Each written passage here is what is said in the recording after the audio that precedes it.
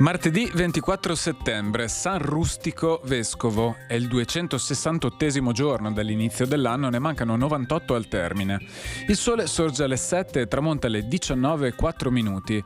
La luna si leva alle 23:02 e tramonta alle 15:04.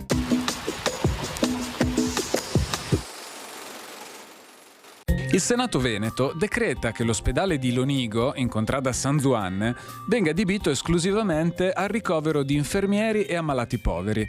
Dovranno avere, dice il decreto, comodi letti, congruo alimento, medici, chirurghi e medicine per tutto il tempo della loro malattia.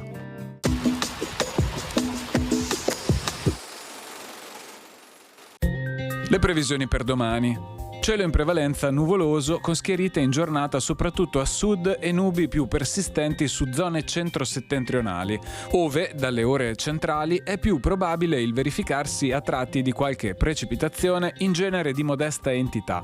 Per le temperature prevale un leggero calo.